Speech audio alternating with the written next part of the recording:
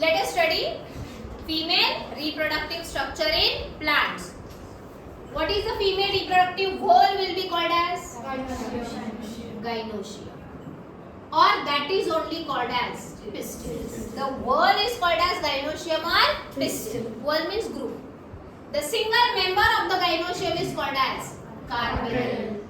The carpel, each carpel, which is nothing but a female reproductive structure, consists of three parts: stigma, style and ovary. What is this? Stigma.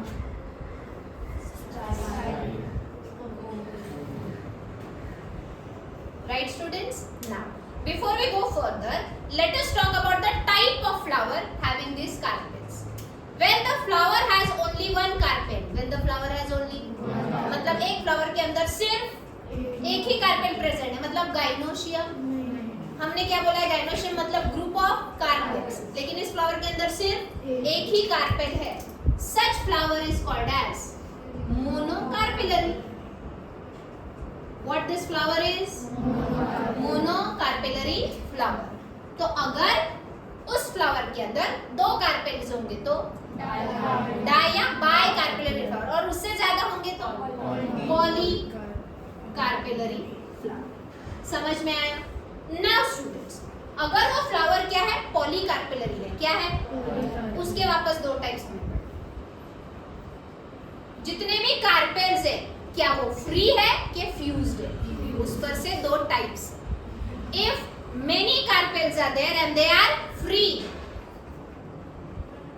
then that type of carpel or gynoecium or flower is called as apocarpous flower.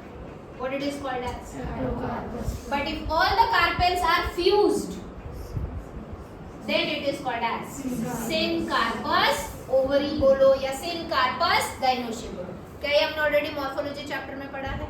Yes. तो flowers are of two types. First of all, on the basis of number of carpels, either monocarpellary or bicarpellary or polycarpellary. If it is polycarpellary flower, it can be apocarpous where all the carpels will be free, or it can be syncarpous where all the carpels will be fused. यहाँ तक समझ में आया? Let us come back to the structure. Female reproductive structure, that is carpel having stigma, style and ovary. Ovary contains ovule, and inside the ovule there is the female gamete, that is eggs. But ये इतना simple structure है, इसको हमें और detail में पढ़ना. तो late us study the structure of ovule.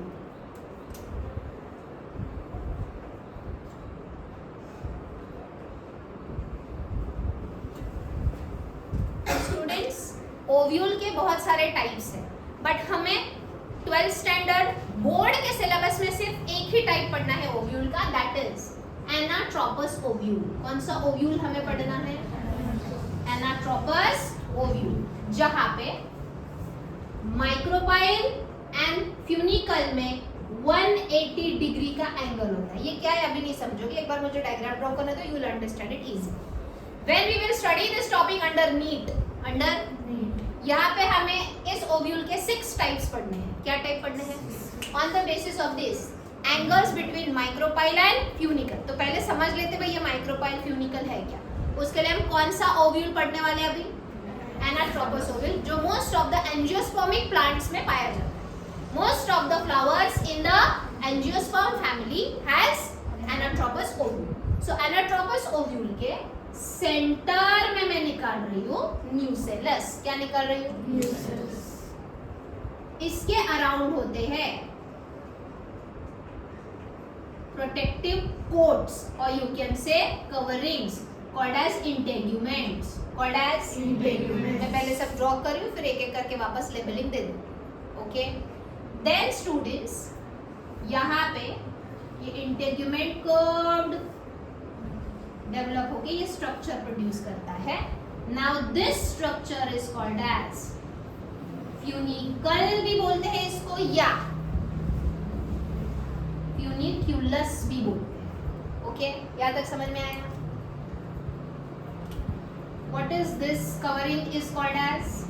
This is inner integument and this is outer integument. So these are nothing but integuments, that is protective covering. सबसे अंदर ये क्या है? न्यूसेलस। क्या है? What is nucellus madam? अब ये सबसे इंपॉर्टेंट है बेटा, हमें फाइनली क्या पढ़ना है? एक्सेल की तरह इस ओव्यूल के अंदर वो पढ़ना है। वो बनेगी न्यूसेलस की वजह से। किसकी वजह से? सबसे पहले तो समझ लो, nucellus is made up of parenchymatous diploid tissues. मतलब इसके अंदर जितने भी सेल्स है, ये सारे सेल्स क्या होंगे? डिप्लॉयड होंगे। पैरेन्काइमेटस का मतलब कंटिन्यूअसली डिवाइडिंग सेल्स। यहाँ तक समझे? Any doubt till here? अब आते हैं इस पॉइंट पे।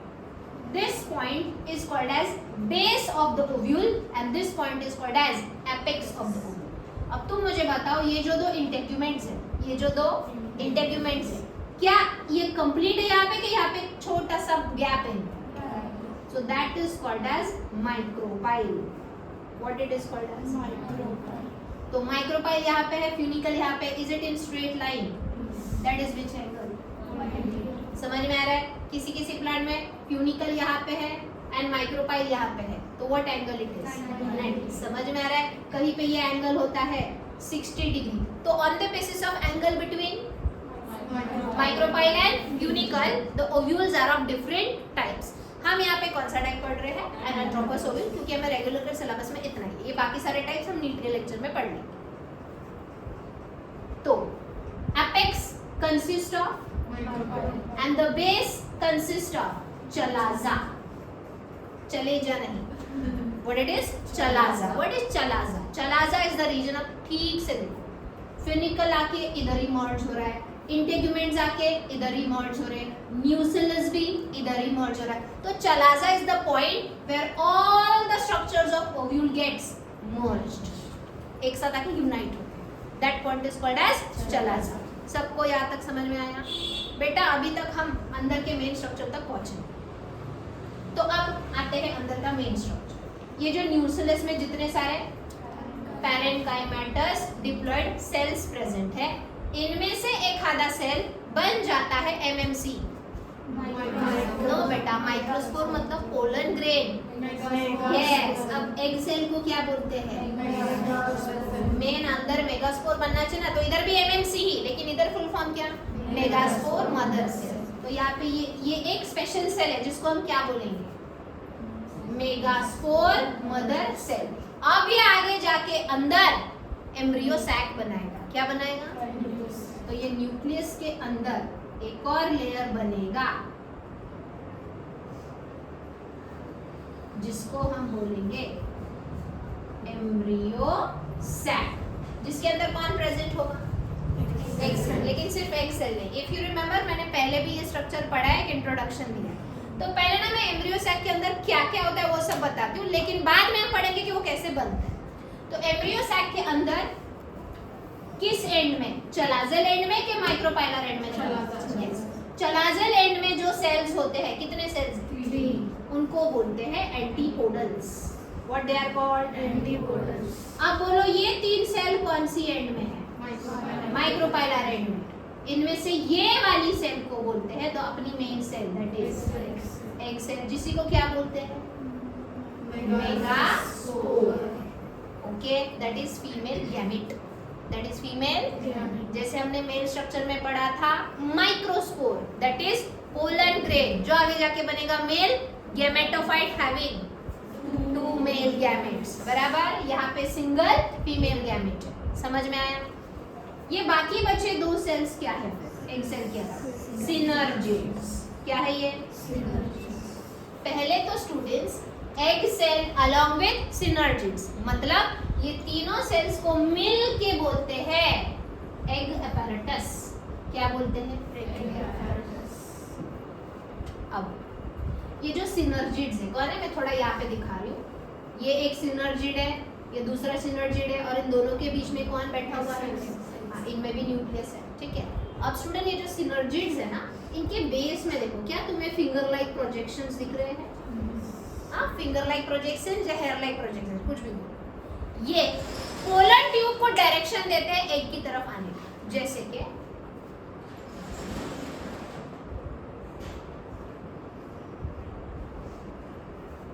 बोलो, ये क्या है? मेल गैमेटोफाइट है। क्या है?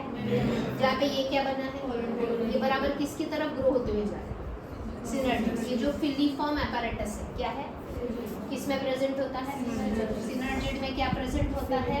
Filiform apparatus, that is finger like projections जो है ये एक सर्टेन केमिकल सिक्रेट करते हैं, एक पर्टिकुलर केमिकल सिक्रेट करते हैं। उस केमिकल के सर्च में कौन ग्रो होते होते होते यहाँ तक। अब मुझे बताओ, पोलन ट्यूब एक बार अंदर आ गया तो ये पोलन ट्यूब पहले सिनर्जिड के थ्रू अंदर जाएगा और ये जो फर्स्ट मेल गैमेट है, फर्स्ट ये अंदर जाके किसके साथ फ्यूज होगा? एक सेल के साथ। तो हो गया क्या फर्टिलाइजेशन? तो जब एक मेल गैमेट और एक फीमेल गैमेट फ्यूज हो गए तो क्या पैदा होता है? जाइगोट। क्या प्रोड्यूस होता है? और यही जाइगोट आगे जाके क्या बनेगा? सीड। मतलब वो सीड आगे जाके क्या बनेगा? प्लांट। मतलब रिप्रोडक्शन होगा। समझ में आया? तो बेटा ये हो गया फर्स्ट फर्टिलाइजेशन। क्या हो गया? अब ये जो सेकंड मेल गैमेट है ये दूसरे सिनर्जिड के थ्रू अंदर जाएगा और वो किधर जाके फ्यूज होगा? इधर। सेंटर में दो मैंने सेल्स निकाले हैं कि न्यूक्लियाई निकाले? देखो ये तीनों को मैंने क्या बोला है? सेल्स। ये तीनों को भी मैंने क्या बोला है? क्योंकि न्यूक्लियस और उसके अराउंड सेल वॉल है। न्यूक्लियस और उसके अराउंड, लेकिन इधर बीच वाले में सिर्फ न्यूक्लियस है और क्या इसके अराउंड खुद ये बड़ी सी सेल है। समझ में आ रहा है? तो बेटा ये जो एम्ब्रियो सैक है ना ये खुद एक बहुत बड़ी सेल है जिसको क्या बोलते हैं? Central cell. क्या बोलते हैं? अब काउंट करो। एंटीपोडल्स मतलब कितने सेल्स? 3 सेल्स। एग apparatus मतलब कितने सेल्स? 3 सेल्स। देखा एक apparatus में एक cell and 2 synergid cells. 3 + 3 6 cells. And खुद ये एम्ब्रियो सैक पूरी की पूरी क्या एक्ट कर रही है? वो कौन से नंबर की सेल्स है? 7। तो कितने सेल्स है? हाँ, एनाट्रोपस ओव्यूल के अंदर कितने सेल्स है? 7 सेल्स। लेकिन न्यूक्लियाई कितने हैं? 2। बेटा हर सेल के अंदर न्यूक्लियस भी तो है। 7 सेल्स के अंदर था 7 न्यूक्लियस प्लस ये एक और ना सेंट्रल सेल में एक न्यूक्लियस है कि 2? समझ में आ रहा है? तो न्यूक्लियाई कितने? And let me tell you सारे के सारे न्यूक्लियाई क्या होंगे? एक मिनट, मैंने अभी बताया ये जो एम्ब्रियो सैक पूरी की पूरी बनी ये किसकी वजह से बनी? न्यूसेलस में एक मेगास्पोर मदर सेल बन गया। लेकिन न्यूक्लियस के सेल्स क्या है? हाँ, न्यूसेलस के सेल्स क्या है? जिसमें से एक सेल क्या बन गया? Megaspore mother cell. और ये मेगास्पोर मदर सेल से ये सब पैदा हो गए। कैसे? अब हमें पढ़ेंगे। तो इसका मतलब क्या megaspore mother cell undergoes meiosis से क्या बनेंगे? और वही हैप्लॉइड सेल्स आगे जाके ये सब 7 सेल्स एंड 8 न्यूक्लियाई। किसी को यहाँ तक कोई doubt? Got it? So did you all understand the structure of anatropous ovule? तो एक बार रिवाइज करते हैं। एनाट्रोपस ओव्यूल में सबसे आउटर मोस्ट क्या है? इंटेगुमेंट से कनेक्टेड क्या है? देन इंटेगुमेंट्स के अंदर क्या है? न्यूसेलस। न्यूसेलस में ही एक सेल क्या बन जाती है? और उसी से क्या डेवलप होती है? एम्ब्रियो सैक के अंदर कितने सेल्स हैं? एंड कितने न्यूक्लियाई? 8। यहाँ तक समझे? ओके। 7 सेल में से माइक्रोपाइलर एंड में कितने हैं? 3, जिनको क्या बोलते हैं? एग apparatus में क्या क्या है? 1 egg cell and 2 synergid। synergid में जो वो फिंगर लाइक या हेयर लाइक प्रोजेक्शन है उसको क्या बोलते हैं? Filiform apparatus। उनका फंक्शन क्या है? To guide the pollen tube to enter through micropyle to fuse with egg cells। समझ में आ रहा है? Okay. Then and the chalazal end क्या है? यहाँ तक समझे? ये फ्यूनिकल क्या है? बेटा ये क्या है? स्ट्रक्चर क्या है? पूरा स्ट्रक्चर क्या है? ओव्यूल। क्या है? जो किसके अंदर प्रेजेंट है? तो ना ये ओव्यूल जो ओवरी के अंदर प्रेजेंट है तो ऐसे फ्रीली फ्लोटिंग नहीं है, ये ओवरी को अटैच्ड है। सो ये जो स्टॉक है उसी को हमने क्या बोला? एक the point where the ovule is attached to ovary, वहां पे एक फ्लैशी टिश्यू बनता है उसको बोलते हैं प्लासेंटा। क्या बोलते हैं? प्लासेंटा। देखो ये है ओवरी, ये है ओवरी का प्लासेंटा, प्लासेंटा से निकला फ्यूनिकल और ये है ovule. So what is funicle? It is the stalk which attaches the ovule to the placenta of the ovary. समझ में आया? What is funicle? Stalk. Stalk म्हणजे डंडी. It is a stalk which attaches the ovule to the placenta of the ovary. यहाँ तक समझे? Ovule के अंदर है integuments, nucellus and embryo sac. Now let me clear you one thing. Embryo sac is only called as female gametophyte. हमने इधर male gametophyte पढ़ा ना ये वाला. वैसे फीमेल रिप्रोडक्टिव स्ट्रक्चर के अंदर जो उसी को क्या बोलते हैं? Female gametophyte. गैमेटोफाइट का मतलब जिसके अंदर गैमीट प्रेजेंट है. बेटा क्या यहाँ पे मेल गैमेटोफाइट के अंदर 2 मेल गैमीट्स प्रेजेंट है? यहाँ पे फीमेल गैमेटोफाइट के अंदर एक फीमेल गैमीट प्रेजेंट है. तो ऐसे स्ट्रक्चर जिसके अंदर क्या प्रेजेंट है? गैमीट्स, उसको क्या बोलते हैं? गैमेटोफाइट. यहाँ तक किसी को कोई डाउट? अब ये मेगास्पोर मदर सेल तो एक है, ओके. वो मियोसिस करके कितने सेल्स प्रोड्यूस करेगा? 4 हैप्लॉइड है ना. मियोसिस के बाद 4 हैप्लॉइड सेल्स प्रोड्यूस होते हैं. लेकिन इसके अंदर तो यस, तो ये 4 की जगह 8 कैसे हो गया? Let us study that.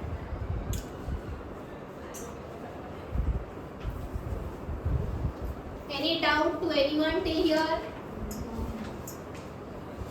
गूंगे बहरे हो गए? I am asking you all no. Any doubt till here?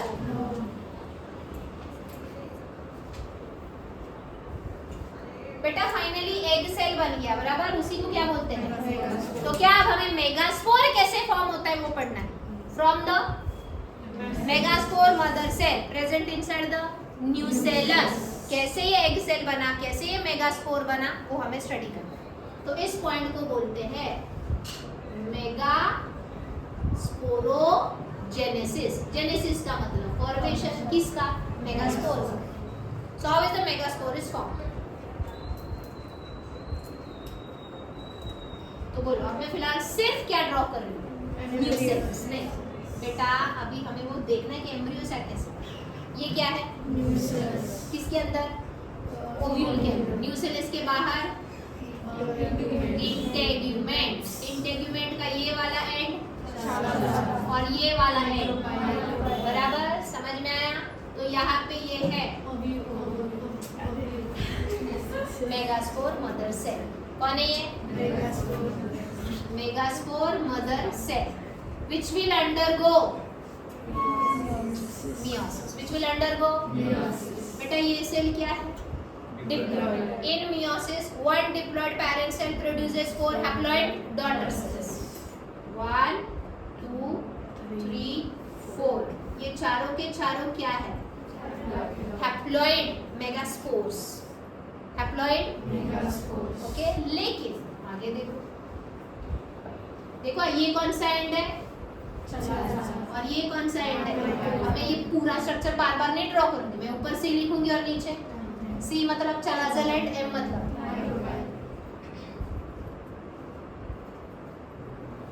4 में से 3 के साथ क्या हो गया? डाई हो गया. सो 3 haploid cells gets degenerated, only one remains alive. कौन से एंड वाला? समझ में आया? So the megaspore at the micropylar end remains alive. अब बेटा ये जाएगा कौन सी प्रोसेस में? कौन सी प्रोसेस में? एंड ये सब किसके अंदर हो रहा है? न्यूसेलस के अंदर या इस मेगास्पोर के अंदर ही. ओके. तो कितने न्यूक्लियाई बने? माइटोसिस हुआ ना, एक सेल डिवाइड होके. 1 मिनट बेटा, ये एक ही सेल वॉल है लेकिन अंदर न्यूक्लियाई है. तो ये माइटोसिस हुआ कि फ्री न्यूक्लियर माइटोसिस हुआ. अभी देखो, ये है एक हैप्लॉइड सेल. क्या ये जो कौन सी प्रोसेस में गई?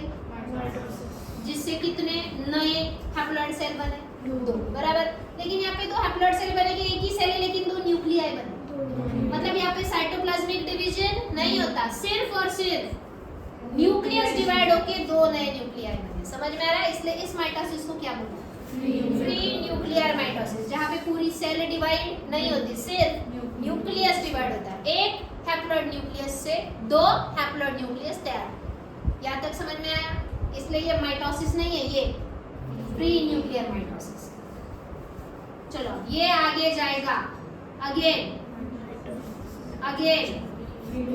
Pre nuclear mitosis. तो अगेन अंदर अब कितने बनेंगे? 1 2 3 4 बराबर। ये एक और बार गया फ्री न्यूक्लियर माइटोसिस में। कितने बने? 8 में से 3 किधर गए? चलाज़लेड की तरफ। 3 किधर गए? माइक्रोबायलारेड की तरफ। और बचे हुए 2 सेंटर में। 3 + 3 6 + 2 8। समझ में आ रहा है? अब क्या हो रहा है देखो, बाकी न्यूक्लियस के अराउंड क्या बन गई? Cell wall. तो अब इसको फ्री न्यूक्लियर माइटोसिस बोलेंगे कि माइटोसिस बोलेंगे? समझ में आ रहा है? लेकिन बचे हुए 2 न्यूक्लियस के अराउंड सेल वॉल नहीं बनी, वो सिंगल सेल ये। यहाँ तक समझे? यस। क्योंकि एम्ब्रियो सैक के अंदर कितने सेल्स बनने चाहिए? 8। अगर ये भी जिंदा रहते हैं और माइटोसिस करते जाते तो अंदर कितने सेल्स पैदा होते? Got it? One more thing, हम एनाट्रोपोसोमियल का स्ट्रक्चर पढ़ रहे हैं। किसका पढ़ रहे हैं? ऐसा भी होता है कि इन चारों के चारों सर्वाइव करते हैं और ये बस एक ही बार माइटोसिस करेंगे। तो 4 जब एक बार माइटोसिस करेंगे तो वापस कितने बनेंगे? ये वाला हम नीट में पढ़ेंगे। ये वाली जो एम्ब्रियो सैक है, ये वाली जो एम्ब्रियो सैक है, क्या ये चारों स्पोर्स से बनी कि सिर्फ एक स्पोर से? इसलिए इस एम्ब्रियो सैक को बोलते हैं मोनोस्पोरिक एम्ब्रियो सैक। लेकिन अगर ये चारों के चारों जिंदा रहते तो ये सिर्फ एक ही बार माइटोसिस करके 4 के 8 बन जाते। एट द एंड हमें एम्ब्रियो सैक के अंदर ये 8 सेल्स चाहिए। एम्ब्रियो सैक के अंदर हमें ये 8 सेल्स चाहिए। फिर वो 1 से बने या 2 से बने या 3 से बने या 4 से। समझ में आ रहा है? हमें सिर्फ 12th स्टैंडर्ड रेगुलर के सिलेबस में कौन सा पढ़ने के लिए? हम नीट में पढ़ेंगे there can be tetrasporic embryo sac. Tetrasporic कब? चारों के चारों जिंदा रहेंगे, डिजनरेट नहीं होंगे। अगर मैं बोलूंगी बायस्पोरिक ओवरी तो कितने बार माइटोसिस होगा? 2 बार। समझ में आ रहा है ना? Any doubt? तो जरूरी नहीं कि 4 में से एक ही जिंदा रहे और बाकी सारे डिजनरेट हो जाए। It depends on the type of embryo sac. It depends on the type of embryo sac. ये वाली एम्ब्रियो सैक कौन सी है? क्यों? ये एक ही स्पोर से डेवलप हुई, बाकी के 3 क्या हो गए? अगर चारों के चारों आगे जाके ये बनाते तो हम इसको क्या बोलते? टेट्रास्पोरिक बोलते। अगर 2 जिंदा रहते और 2 डिजनरेट होते तो हम उसको क्या बोलते? बायस्पोरिक या डायस्पोरिक। समझ में आ रहा है? तो योर क्वेश्चन इज करेक्ट कि एक ही क्यों जिंदा रह गया, बाकी के क्यों मर गए। तो मोस्ट ऑफ द प्लांट्स में ये फिनोमेना है कि वो एक ही स्पोर यूज करके 8 न्यूक्लियस वाली एम्ब्रियो सैक बनाते हैं। लेकिन कुछ प्लांट्स चारों के चारों स्पोर यूज करके अपनी एम्ब्रियो सैक बनाते हैं। It depends on that species of the plant. Okay, any doubt? तो फाइनली क्या बन गया students? Monosporic embryo sac. Embryo sac को ही क्या बोलते हैं? Female gametophyte. बराबर? यहाँ तक कुछ डाउट? एक और अगली स्टेज है जो यहाँ पे नहीं दिखा। आगे जाके देखो क्या हुआ, तुम ही बताओ।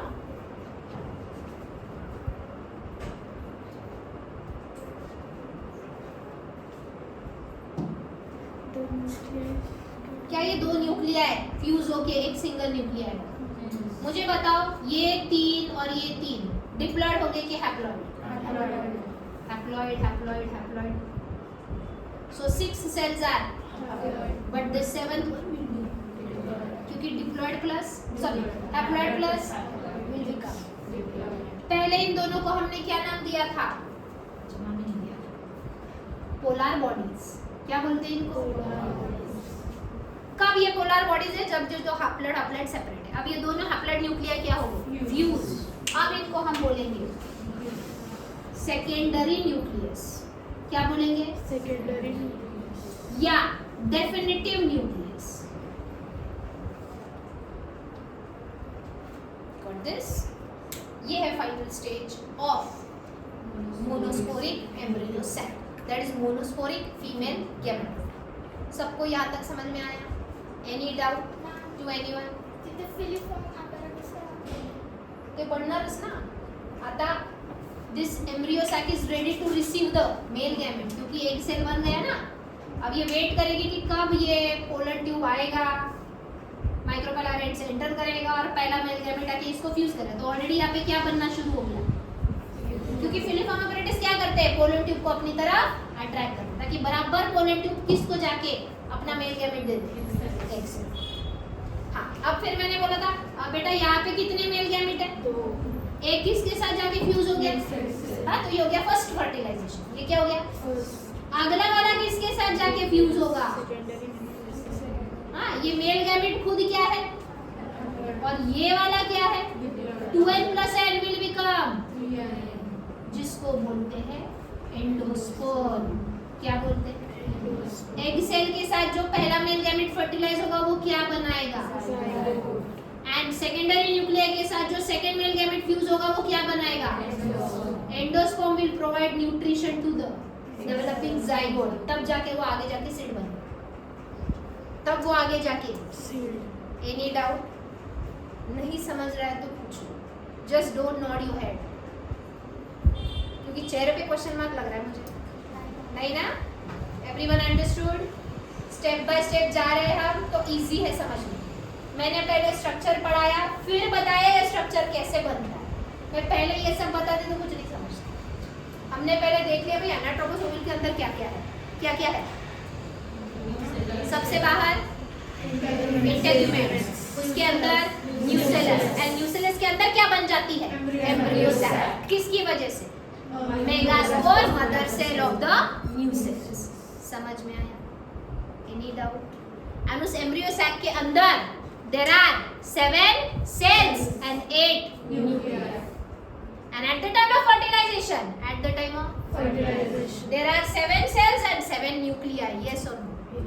क्योंकि यहाँ पे ये 2 थे इसलिए हमने न्यूक्लियर कितने बोले? 8। अब वो फ्यूज होके एक बन गया, तो there are 7 cells and 7 nuclei at the time of fertilization. तो can you name the 7 cells present inside the embryo sac? सबसे पहला 2 synergids, 1 egg cell, 3 antipodals and 1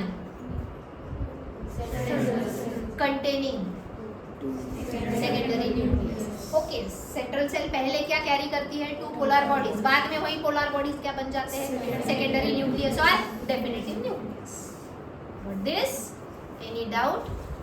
ये एक मेगास्पोर मदर सेल कैसे 4 स्पोर्स तैयार करती है जो हैप्लॉइड है, उसमें से सिर्फ एक सरवाइव करता है, बाकी के 3 फिर ये एक सेल जाती है pre nuclear mitosis first, pre nuclear mitosis second and mitosis third. तो मुझे बताओ, to form loudly, to form कितनी बार मियोसिस होता है और कितनी बार mitosis? Meiosis only once and mitosis 3 times. तो अब मेरा question, to form bisporic embryo sac, अब मोनो नहीं, क्या बाय, मतलब 2 को यूज करके, अब 2 डिजनरेट होंगे और 2 यूज होंगे। To form bisporic embryo sac, आगे मियोसिस कितनी बार होगा? लेकिन माइटोसिस 2 बार। देखो, पहला माइटोसिस 2 से बनाएगा 4 और दूसरा माइटोसिस बनाएगा 4 से 8। समझे? Again next question, to form tetrasporic embryo sac, tetrasporic मतलब चारों के चारों यूज है, mitosis will take place only, तो मियोसिस 1 एंड, यही नीट में है टॉपिक, हो गया। समझे? देव ने क्वेश्चन पूछा इसलिए। Got it? Any doubt in today's topic? तो कल जैसे हमने फ्लो चार्ट बनाया था मेल रिप्रोडक्टिव स्ट्रक्चर के लिए, वैसा आज हम फीमेल के लिए बनाते हैं। लेकिन उससे पहले एक आखिरी पॉइंट रह गया बेटा, फ्यूनिकल क्या है? सबको समझ में आया? What is funicle? The stalk which attaches the ovule to the placenta of ovule. अब the point of attachment, देखो ये पूरा का पूरा फ्यूनिकल है ना, ये पूरा का पूरा फ्यूनिकल, लेकिन क्या इसका ये पार्ट ओव्यूल के साथ जुड़ रहा है? This part. So the point where funicle attaches to the main body of the ovule. The point where funicle attaches to the main body of ovule. That point is called as hilum. What that point is called as? Neelum नहीं है. What it is? Neelum. Any doubt? अब हो गया structure of. Okay? तो देखो chalaza समझ में आया. म्यूसेलस तो सबसे इम्पोर्टेंट है, समझ में आया. इंटेग्यूमेंट्स दो होते हैं, इनर इंटेग्यूमेंट है. फिर आगे हमने पढ़ा hilum, funicle and the main structure again. Okay, embryo sac के अंदर क्या है? Egg apparatus at which end? Micropylarate. Good. Antipodals किधर? Chalazal end. And center में कौन? Polar body. जो आगे जाके क्या बनेंगे? Secondary nucleus और definitive nucleus. Everyone understood? Okay. अब वो flow chart बना.